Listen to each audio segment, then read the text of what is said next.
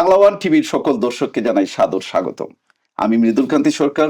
আজ থেকে শুরু করছি বাংলা ওয়ান টিভির ভ্রমণ বিষয়ক অনুষ্ঠান ট্রাভেল ওয়ান, যেখানে প্রবাসী থেকেও আমেরিকা এবং সারা পৃথিবীর ভেতরে লুকিয়ে থাকা রং, ইতিহাস ও অবাক করা সৌন্দর্যগুলোর গল্প আপনাদের কাছে পৌঁছে দিতে পারবো।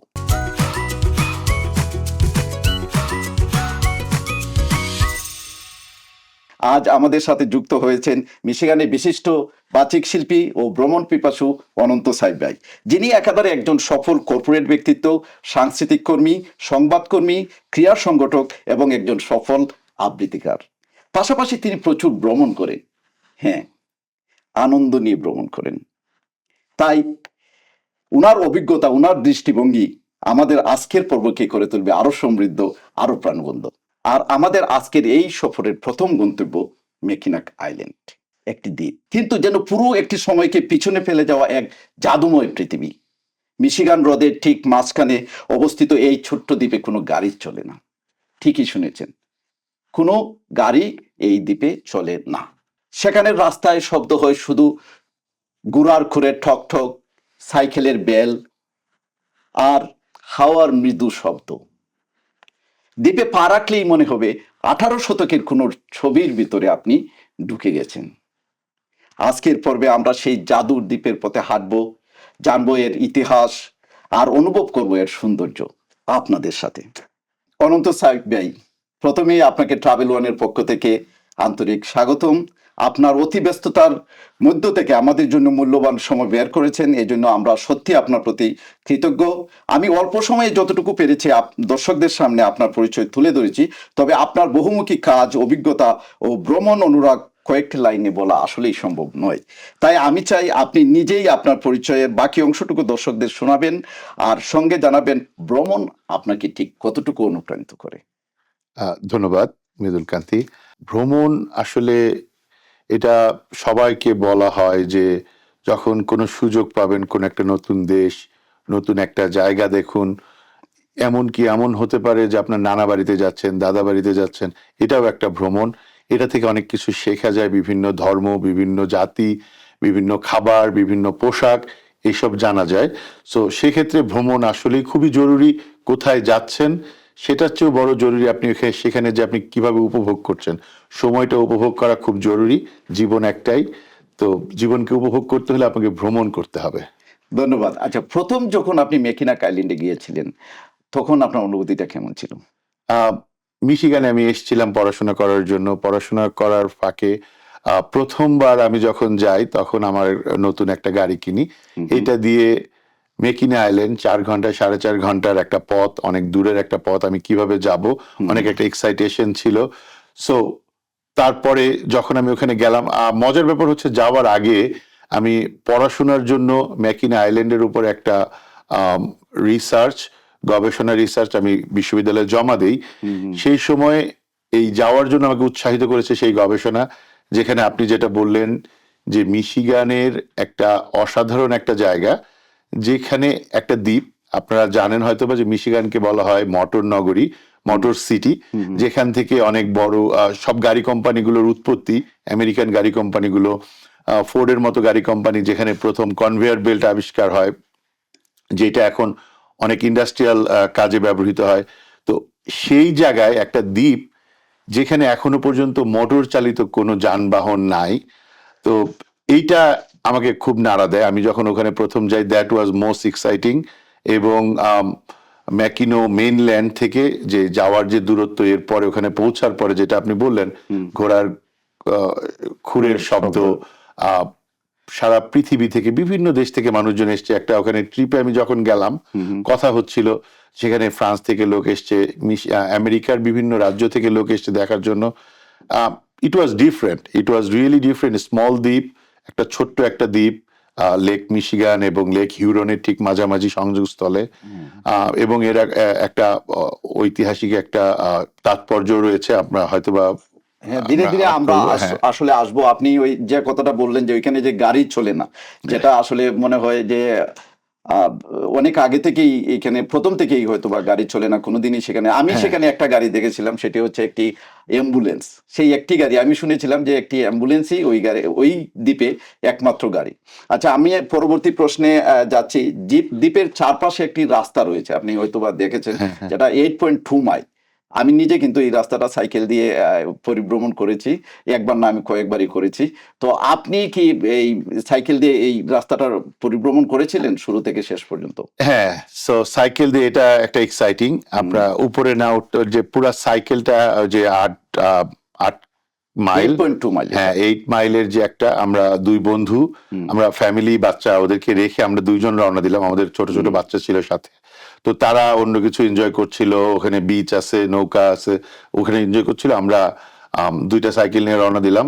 অর্ধেক যাওয়ার পরে একটু টায়ার্ড লাগছিল। এখন যেদিকেই যান আপনাকে উদ্ধার করারও কিছু নাই, কিছু নাই, হ্যাঁ, যদি হ্যাঁ। কিছু হয় তাহলে হেলিকপ্টার আপনাকে উদ্ধার করতে হবে। সো সেই ক্ষেত্রে আমরা তখন জোরে জোরে গান বাজাচ্ছিলাম, গান গাচ্ছিলাম নিজে নিজেই। আচ্ছা। এখন কেউ সুর তাল ধরে না, চিল্লায় চিল্লায় গান গাচ্ছিলাম, শক্তি নিলাম, কিছুক্ষণ দম নিয়ে আবার রওনা দিলাম। কিন্তু যখন আমরা আবার ফিরে আসলাম যেখান থেকে শুরু করেছিলাম, হ্যাঁ, হ্যাঁ। এটা একটা লাইক আমি আমি কিছু জয় করেছি, এমন একটা অনুভূতি। আমার আরো একটা এই ব্যাপারে ভালো অভিজ্ঞতা আছে।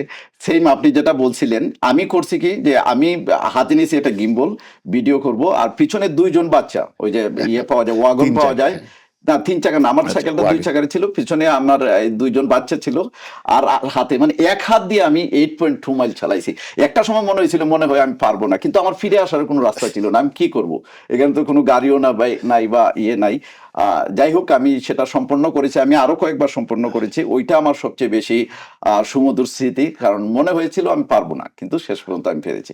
আচ্ছা, এখানে রয়েছে আর্টস্ট্রোক, পোর্ট মেকিনাক, আরো অনেক কিছু রয়েছে। যারা একদম নতুন যাবে তাদের জন্য মাস্ট সি 5টি যদি স্থান বলতে হয়, কি কি বলবেন আপনি? একটা হচ্ছে ঘুরতে গেলে কিছু টাকা পয়সা খরচ করতে হবে, হ্যাঁ, তবে সস্তার মধ্যে কি করা যায়, ওখানে যে পৌঁছার পরে ওখানে একটা ট্রিপ আছে, সেটা হচ্ছে ঘোড়ার ট্রিপ। হ্যাঁ, হ্যাঁ। তো এটা গ্রুপ অফ পিপলকে একসাথে নিয়ে যায়, প্রাইভেট ট্রিপও আছে, আপনি সবার সাথে যেতে পারেন। ওই ট্রিপটা নেওয়াটা আমার কাছে মনে হয় বুদ্ধিমানের। ওইটা নিয়ে গেলে সেই স্পট গুলা, যেখানে বাটারফ্লাই গার্ডেন, তারপরে ওই যে ফোর্ট, তারপরে ফোর্ট হলো সবার পরে, হ্যাঁ, এর আগে হচ্ছে ওই আর্ক, ফোর্টটা তো একদম মানে যেখানে গিয়ে লাস্টে, নামাবে এর হ্যাঁ, কাছেই, ইচ্ছে তারপরে করলে হেঁটে আসতে। হেঁটে যাওয়া তো যেতে এর পারে। আগ পর্যন্ত সবগুলো স্পটে যাওয়ার জন্য প্রথম বিশ্বযুদ্ধ এবং তার আগের কিছু সিমেট্রি আছে, তার কিছু ইতিহাস আছে। যেই লোকটা গাড়ি চালায় যাবে সে এগুলো আপনাকে এক্সপ্লেইন করবে আচ্ছা। ভালো ভালো স্পট গুলাতে। সেই জন্য আমি মনে করি যে ওইখানে ওই ট্রিপটা নেওয়া মাস্ট। আপনি প্রথমবার যাওয়ার পরে 5বার গেলেন, আর এরপরে হয়তো আপনার লাগবে না। আমার অনেক রাজ্য থেকে বা বাংলাদেশ থেকে কেউ বেড়াতে আসলে আমি নিয়ে যাই ওখানটাতে। সেই ক্ষেত্রে লাস্ট 2বার আমি যাই নাই, আমার ওয়াইফকে সাথে দিছি বা আমার বাচ্চাকে সাথে দিয়েছি, তারা গেছে, তারা এনজয় করতেছে, কারণ যে চালায় ঘোড়ার গাড়িটা সে এক্সপ্লেইন করে খুব হ্যাঁ, সুন্দর হ্যাঁ, করে, আমার অভিজ্ঞতা রয়েছে এই ব্যাপারে, এবং আমি নিজেও তাদের ইংরেজি খুব খুবই সুন্দর, ভালো। যে কেউ বুঝতে পারে, যার ইংরেজিতে দুর্বলতা তারও বুঝতে অসুবিধা হবে না, এমন ভাবে তারা বর্ণনা করে। তো সেই ক্ষেত্রে আমি মনে করি যে সেই ঘোড়ার ট্রিপটা দিলে আপনার মোটামুটি ওই উপরের জায়গাটুকু দেখা হয়ে যায়। দেখা হয়ে যাবে, হ্যাঁ। বেশিরভাগ সাইট গুলোই দেখা হয়ে যাবে। আচ্ছা, আরেকটা ব্যাপার যেটা এইখানে, এই জিনিসটা আমার খুবই এনজয়েবল মনে হয়, মেইনল্যান্ড থেকে যখন আমরা ফেরিতে করে মেকিনাক আইল্যান্ডে যাই। আপনি জানেন যে এখানে কয়েকটা, আমার মনে হয় 3টা ফেরি আছে, বিভিন্ন কোম্পানি, এবং এখানে কিন্তু পার্কিংও করা যায় ওভারনাইট ফ্রি। ফেরিতে পার্কিং করে সাধারণত মানুষজন আইল্যান্ডে যায়। ফেরি জার্নিটা আপনার কাছে কেমন ছিল? ফেরিটা, এটা বললাম যে প্রথমবার এভরিথিং ওয়াজ এক্সাইটিং। হ্যাঁ, হ্যাঁ। তো ফেরি 3টা ফেরি, এর মধ্যে একটা হচ্ছে জেট ওয়াটার থ্রো করে। হ্যাঁ, পিছন So, দিয়ে হ্যাঁ, ইয়ে এটা করে হচ্ছে ওঠে। 3টা 3 রকম, একটা হচ্ছে একটা বড়, উপরটা খোলা, আরেকটা শুধু। সো এই ক্ষেত্রে আমার যেটা অভিজ্ঞতা, যে $2 বা $3 বেশি লাগে, যাওয়ার পথে একটাতে গেলেন, আসার আসার পথে পথে অন্য আরেকটাতে। একটা আসলেন। হ্যাঁ, হ্যাঁ, হ্যাঁ। এইটা একটা ভালো বুদ্ধি, এতে আপনার 2টা ফিলে হ্যাঁ। হয়। কিন্তু ইট ওয়াজ গুড, কারণ হচ্ছে আপনি যাচ্ছেন একটা লেকে, হ্যাঁ। যাদের যেমন আমাদের মতো বাংলাদেশিদের লেক মানে ছোট্ট একটা বিল, এটা কিন্তু লেক পুরা একটা সমুদ্রের মতো, হ্যাঁ। এবং যে ঢেউগুলো আসছে এর মধ্যে হ্যাঁ, ঢেউয়ে হ্যাঁ, গা ভিজে যাচ্ছে। হ্যাঁ। আপনি দোতলা ইভেনিতে এত বড় বড় ঢেউ, পাশে এক পাশে দেখতে পাচ্ছেন মেইনল্যান্ড, অন্য পাশে বিশাল বড় এক ব্রিজ, Bridge। যেটা ম্যাকিনা খুবই ব্রিজ সুন্দর, বলে, হ্যাঁ। মিশিগানের। প্রিয় দর্শক, আমরা কমেন্ট সেকশনে দিয়ে দেব যে 3টা ফেরি রয়েছে, এই 3টা ফেরির ডিটেলস, কিভাবে বুক করবেন, কিভাবে যাবেন, কিভাবে পার্ক করবেন, এর সবকিছু আমাদের কমেন্ট সেকশনে পেয়ে যাবেন। আমি পরবর্তী প্রশ্নতে আসছি। মেকিনাক আইল্যান্ডে গেলে মনে হয় যেন সময়টা থেমে গেছে। আমরা 1800 শতাব্দীতে রয়ে গেছি। ভিক্টোরিয়ান গড়বাড়ি, ঘোড়ার গাড়ি, এই ঐতিহ্যগুলোকে আপনাকে মানে কিরকম একটা অনুভূতি দেয়? যেটা বললাম যে বাংলাদেশি হিসেবে হুম, এর অনুভূতিটা হচ্ছে, আমরা যেমন বাংলাদেশে আমরা অনেক উন্নত হচ্ছি দিনকে দিন। আমার নানার খড়ের ঘর থেকে টিনের ঘর, টিনের ঘর থেকে হাফ বিল্ডিং, হ্যাঁ, এখন হ্যাঁ। ফুল বিল্ডিং। কিন্তু আমাদের হয়তো আমাদের বাচ্চাদের এরপরে নানা বাড়ি দেখাইতে নিয়ে গেলে আমি ওই খড়ের ঘর এক্সপ্লেইন করতে পারবো না। না। আমেরিকা সেই জায়গাটাতে এই কাজটা করেছে যে ওগুলো কিন্তু ভাঙা নিষেধ। আপনি হ্যাঁ। রিপেয়ার করতে পারবেন, রিনোভেট করতে পারবেন, কিন্তু স্ট্রাকচারটা চেঞ্জ করতে পারবেন না। সেইখানে এইটা যে দেখা, একটা ইতিহাস জানা, আমেরিকা সম্বন্ধে জানা, এইটার জন্য এরকম আসলে খুব তাৎপর্যপূর্ণ।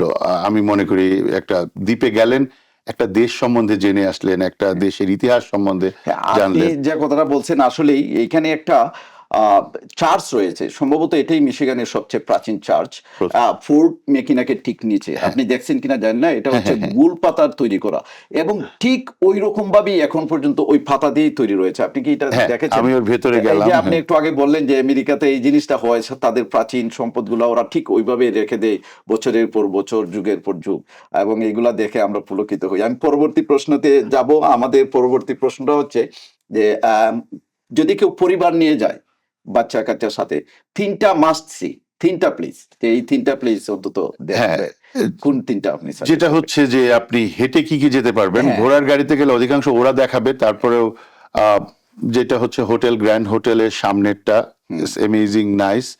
আরেকটা হচ্ছে নামার পরে আপনি যদি রাস্তা দিয়ে হেঁটে যান, ফোর্টের নিচে যে মাঠটা আছে হ্যাঁ, সেইখানে আপনি অনেক এনজয় করতে পারবেন। ওখানেই একটা রেপ্লিকা আছে স্ট্যাচু অফ লিবার্টির। আচ্ছা, ওই আচ্ছা। জায়গাটা কিন্তু খুব সুন্দর, সুন্দর, ঠান্ডা হ্যাঁ, হ্যাঁ, বসে হ্যাঁ। থাকার জন্য। এক পাশে পানি, অন্য পেছনটাতে পাহাড় এবং ফোর্ট। হ্যাঁ, হ্যাঁ। এবং প্রতি ঘন্টায় ঘন্টায় ওখানে করছে, কামান দিয়ে কামান দাগাচ্ছে। এবং একটু সামনে যদি যান, সেখানে কয়েকটা একটা ছোট্ট বিচ আছে, বিচ দুপাশে, পেছনের দিকটা এবং রাইট সাইডে যদি যান, বিচে বসে থাকার জন্য এখানে মনে ঘন্টা হয় ঘন্টা অনেক ওয়েডিং, হ্যাঁ, হ্যাঁ, হয়, আমি দেখেছি। বড় বিয়ে হয়, বড় বিয়ে ডিফারেন্ট হয়, সম্মেলন হয়, হ্যাঁ, সম্মেলন হয়, কনফারেন্স গুলো ওইখানে হয়। conference, হ্যাঁ। So, এবং মজার ব্যাপার হচ্ছে যে ওর মাঠটাতে সুন্দর করে সাজানো কিছু সাদা চেয়ার দেয়া আছে।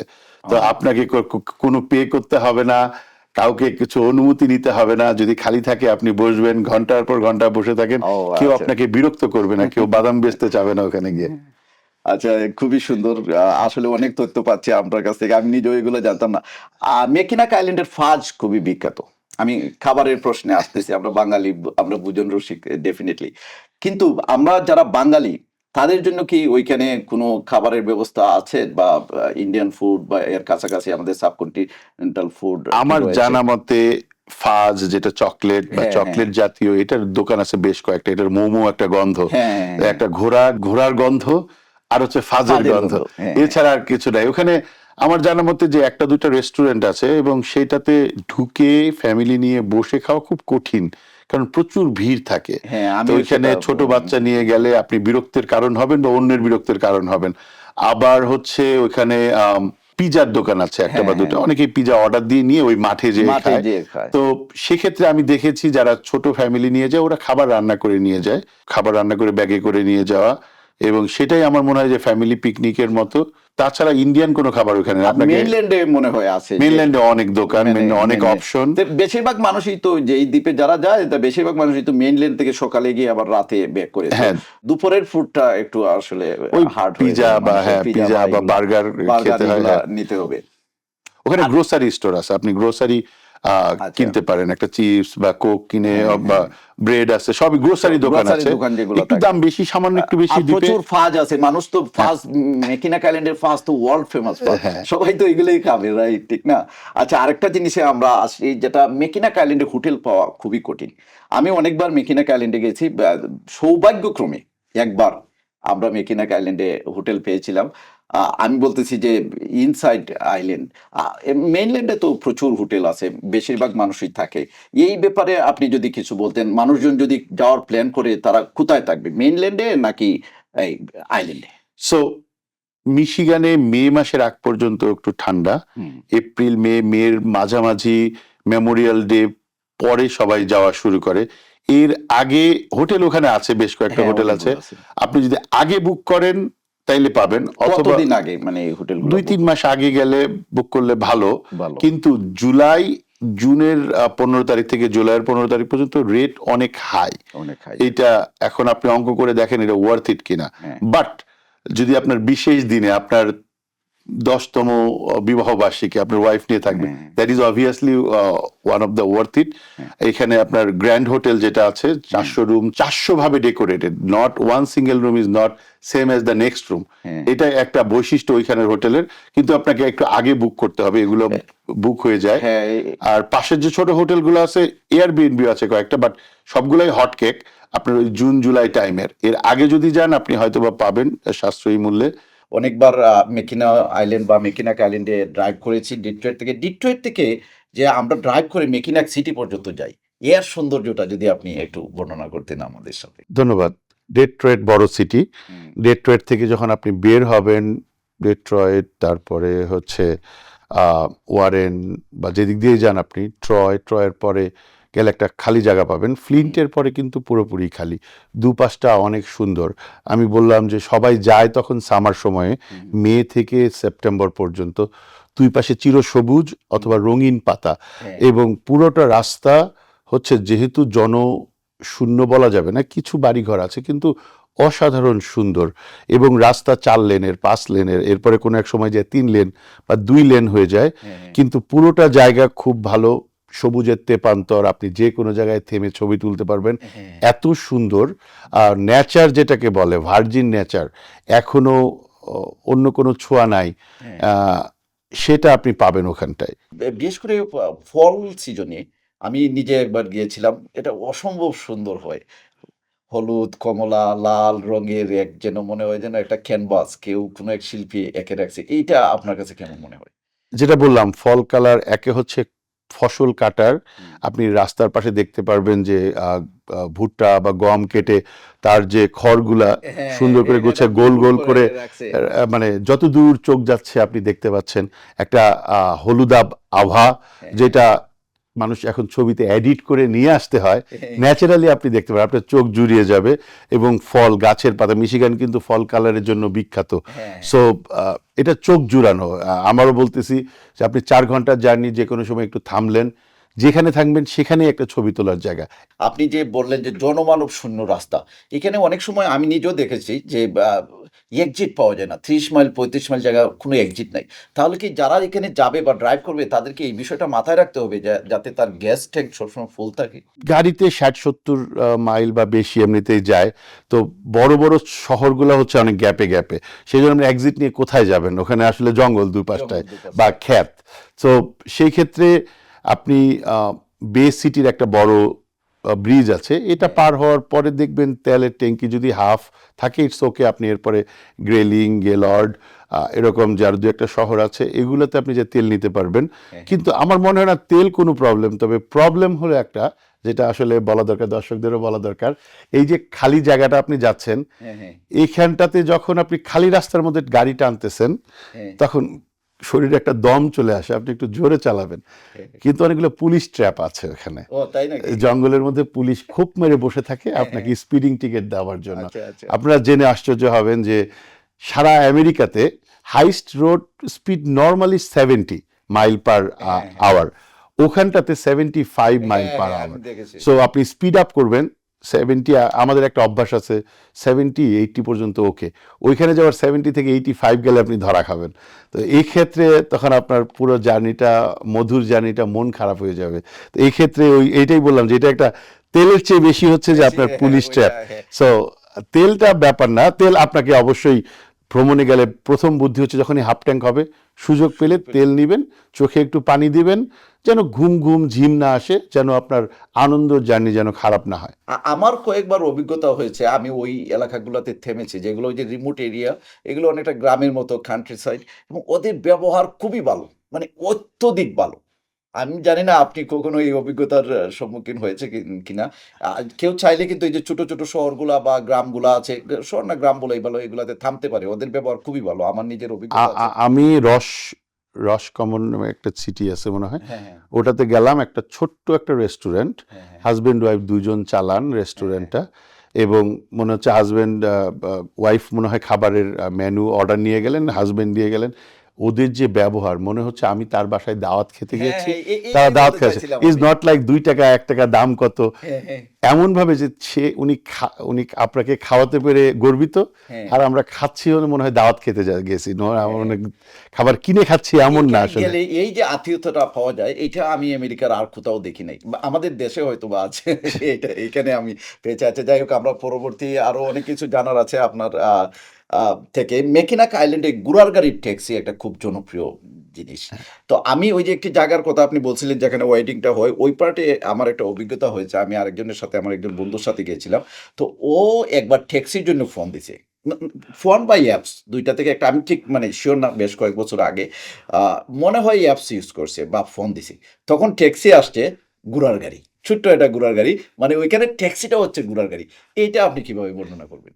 না, ওইখানে একটা হলো প্রাইভেট, যেটা হ্যাঁ, আপনি দিলেই ফোন দিলে বা আপনি কল করলে, অ্যাপসে কল করলেও আসে, আপনাকে একা নিয়ে ঘুরে বেড়াবে। হ্যাঁ, হ্যাঁ, ওখানে কিন্তু আরেকটা সার্ভিস আছে, সেটা হলো শাটল সার্ভিস। হ্যাঁ, হ্যাঁ, ওই ইয়ারবার ওই একই রকম, একই রকম। ওই সিঙ্গেল অথবা ডাবল, হ্যাঁ, 2 জন বা 4 জন, ওইটা কিন্তু ওই ট্যাক্সির স্বাদই, একটু দাম কম আর কি। হ্যাঁ, হ্যাঁ, কিন্তু এইটা কিন্তু মজার, যে এটা খুব হচ্ছে মজার। হ্যাঁ, হ্যাঁ, আহ, আপনি ঘোড়ার গাড়িতে সেই মনে হচ্ছে আপনারা 200 বছর পেছনে চলে গেছেন, হ্যাঁ, হ্যাঁ। এবং খুব আরামদায়ক, এমন না যে হ্যাঁ। খুবই আরামদায়ক গাড়িগুলা। এবং আমি আরেকটা জিনিস লক্ষ্য করেছি, আপনি লক্ষ্য করছেন কিনা জানি না, ওইখানকার গুড়াগুলা কিন্তু খুবই স্বাস্থ্যবান। আমি বড় বড়। অন্যান্য জায়গার গুড়াগুলা এবং মেকিনাক আইল্যান্ডের গুড়াগুলার মাঝে অনেক একটা পার্থক্য দেখতে পাই। আমার কাছে মনে হয় যেন ওরা খুবই পুষ্ট, বা ওদেরকে খুবই ভালো টেক কেয়ার করা হয়। আপনি বিষয়টা কিভাবে দেখেন? আমার কাছে মনে হয় যে যেহেতু শীত প্রধান এলাকা, হ্যাঁ, হ্যাঁ। ঘোড়ার